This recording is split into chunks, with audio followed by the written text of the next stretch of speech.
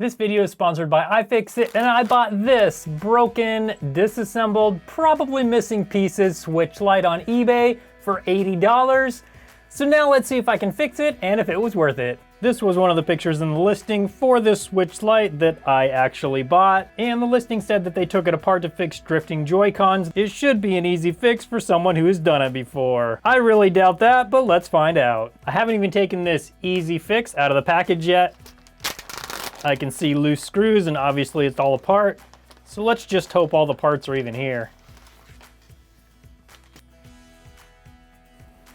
Okay, so what did I get myself into? Okay, nothing too crazy yet. Here's the metal plate that goes over it. That mostly looks fine, just a little bent there. No big deal. And then the back cover, that also looks fine. But let's have a look at the inside. So he said the screen wouldn't power on. Well, I already see an issue here. It is missing the clasp, the lock that goes down on this ribbon cable. It should have a locking tab that looks like this, and it is definitely missing on this one. So that could be the problem. Although he said the screen didn't show up and the screen ribbon cables are over here. I don't think this would cause the screen to not come on, but I could be wrong about that. Based on what I see here, I'm comfortable plugging it in just to see what it does and see if I get anything on the screen. First, I'm going to try and power it on.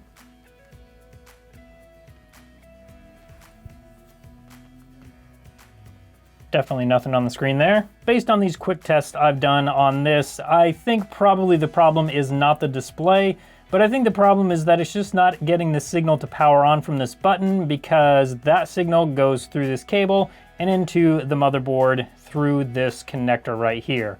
Given that this lock is not on the connector, that makes it so these connections aren't good and tight, so the signal is just getting lost right here. I think if I repair this connection right here, it will probably power on just fine. So let's give it a try. I'll be using my iFixit ProTech toolkit. This is my favorite small electronics toolkit because it has pretty much all of the bits you're gonna need to take apart almost anything. The bits in this ProTech toolkit are also longer than a lot of other bits you see in other toolkits, and that's really handy when you're trying to get down into a deep hole. iFixit toolkits are some of the best quality precision toolkits you can find, and they also back up that quality with a great warranty. So those are the reasons I love these iFixit tools, and I use them pretty much on every repair. Unfortunately, little parts like this are not available because places like Nintendo and Sony and Microsoft, they don't provide parts like this because they want you to go out and buy a new console instead of being able to fix something like this for just a few pennies. So unfortunately, I'm gonna have to take this part off of another Switch Lite. Normally, if I have Switch Lites that are unfixable for whatever reason, I will keep those consoles around just so I can steal parts like this off of the boards.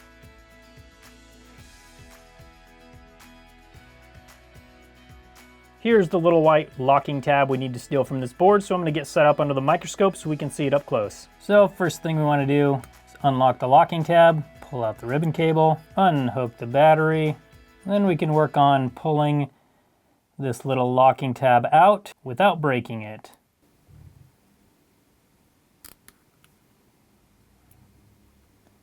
And there we go.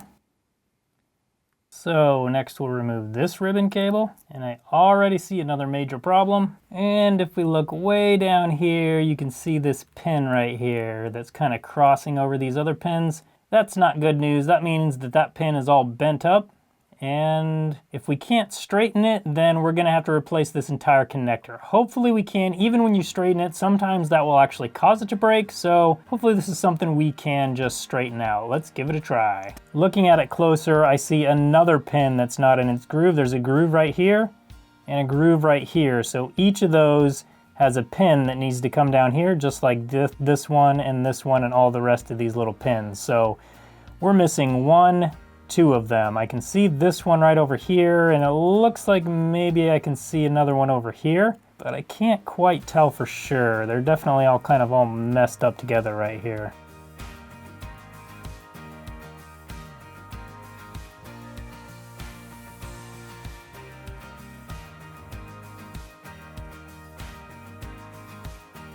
So I've been messing with this a little bit, and I'm not totally sure how, but I think I almost have those lined up how they should be now.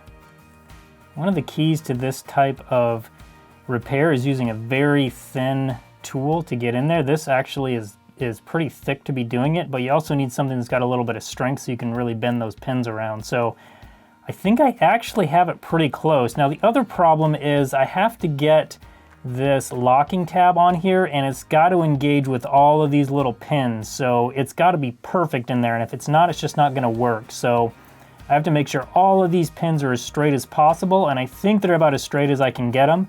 So now I'm going to try putting this locking tab on and see how it goes.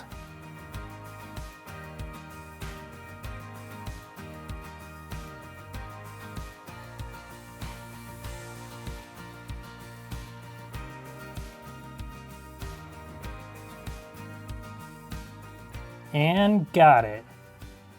Now I'm going to plug the battery back in, plug this ribbon cable back in, and lock it down and make sure all the pins look good. Also, now I see another possible problem. This pin right here is missing some of the trace. We'll still try this and see if it'll work, but we may have to replace this ribbon cable as well. Okay, now that is locked down correctly and everything is looking good. Let's see what happens when we plug it in. Okay, we got noise, we got touch, but definitely no screen. So if I shine a light on the screen, you definitely can see an image. So that's the problem we got to figure out next.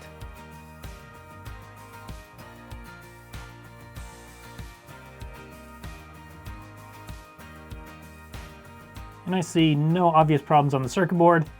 That's good news. I didn't really expect it, but you never know. So next, I'm going to remove all of these components, get this board off, and then check this ribbon cable. Also, this rubber conductive piece right here has been installed incorrectly, so I need to take that apart no matter what. And now let's see what's going on under here. Okay, so there's that ribbon cable. I don't see any problems from here. So the connector itself looks fine as well. Kind of expected maybe this ribbon cable would be torn. It still could be, we just can't see under there very well. I'm gonna see if I can look under there a little bit better and see if I can see if there's any tearing or anything going on there. And I may have to take off this mid-frame just so I can inspect that a little bit better. So after removing that mid-frame, we can get right down to this entire backlight ribbon cable. And there definitely is just no problems at all with that ribbon cable. So there's basically only a few things that can be wrong here. We could have a problem on this board somewhere, which I don't think is true. These connectors look good, this connector looks good, so I don't expect any problems with this board. It could be the ribbon cable. I did install a cable from the donor console, so I don't think it's the ribbon cable. So most likely what I think is going on here is one of these pins in here is broken, even though we can't really see it. So I think there definitely could be a problem with one of those pins. Now another thing that could be going on is since there were some of these pins that were crossed, we could have some sort of blown fuse or blown component in the voltage lines that go to this connector. One easy way to test this motherboard is to install it into a different Switch Lite that has a known working screen. So I put the motherboard in and also the ribbon cable into this Switch Lite. So now let's see if it'll turn on. And if it does, that will tell us that this motherboard and this connector are both good. Since I kind of suspect this connector might not be good, this is a great quick test to tell me if that's true or not. Okay, and here we go. So this screen does light up. That means the entire motherboard is good. It also means that that ribbon cable is good. So now that I know that the motherboard is good, the connector is good, and the ribbon cable is good, the next thing I need to check are this LCD and this little power board.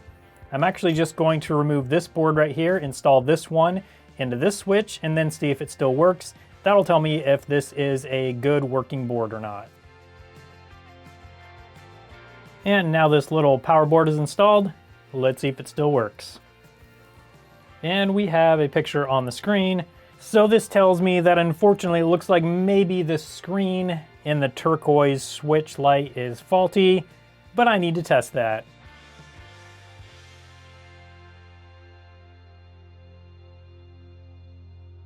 So here's something I've never seen happen before.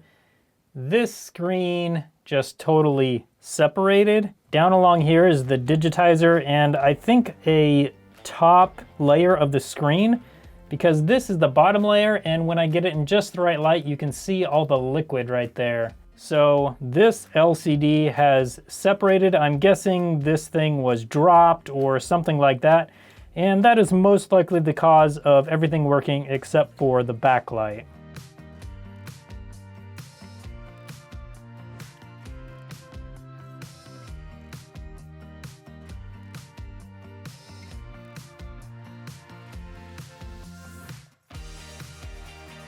This is what the LCD is supposed to look like. It has the top layer still on it. Now that we have this one off, let's install it into the turquoise Switch Lite and then see if it works.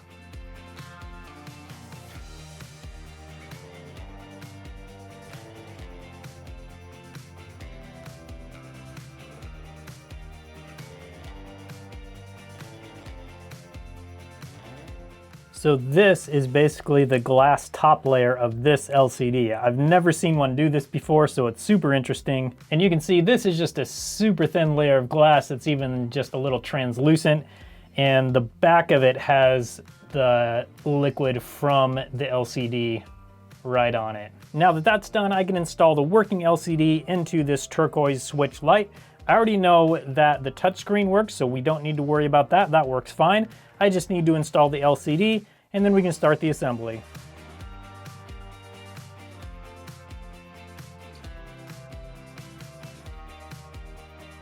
Now for the most important part, the perfect amount of thermal paste.